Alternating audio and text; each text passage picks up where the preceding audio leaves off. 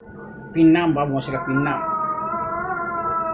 টিভির খবরটা দেখলাম তো, টিভির খবরটা দেখলাম, খবরটা দেখে খুব ভালো লাগছে, আনন্দ পাচ্ছি কেন, তাই কিছু বলি কেন আপনাদের কাছে।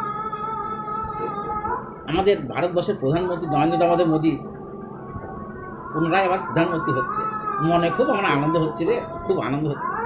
বলেছিল 400 হয়নি, কেউ 400 কাছাকাছি।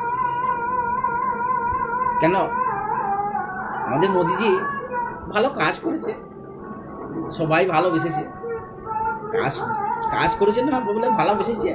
আর কিছু কিছু লোক বলছে কাজ করেনি, কাজ করেনি তো এমনি এমনি ভোটগুলো দিলে, ওকে এমনি এমনি দিলে ভোটগুলো, বলে কাজ করেনি, কাজ করেনি। ভালো কাজ করেছে। ও তো ওদের মতো ধর্ম বিক্রি করে খায় না।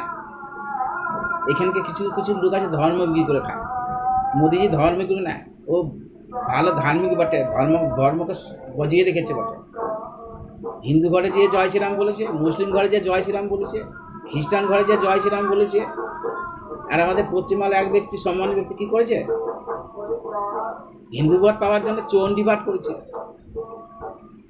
মুসলিম ভোট পাওয়ার জন্য নামাজ পড়েছে। এরা কি মানুষকে ভালোবাসতে পারে? যে ধর্ম বিক্রি করে খায় সে কি মানুষকে কি করে ভালোবাসবে? ও মানুষকে ভালোবাসতে পারে? এরা এরা এরা মানুষকে ভালোবাসতে, বলুন আপনি বলুন কেন এরা মানুষকে ভালোবাসতে পারে? ধর্মকে ঠিক রাখতে হবে, ধর্ম ঠিক রাখলে সব ঠিক থাকবে। ধর্ম বিক্রি করে খেলে তোকে কে বিশ্বাস করবে? তোকে কেউ বিশ্বাস করে না, তো বিশ্বাস হারিয়ে দিয়েছিস। তো যাই হোক, আমি বেশি কিছু বলবো না।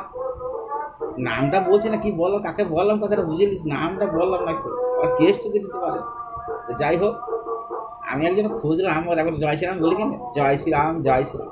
মোদিজি জয় শ্রীরাম, জয় শ্রীরাম। 400 বলেছেন, 400 হয় নাই, ওই 400 কাছাকাছি গিয়েছেন।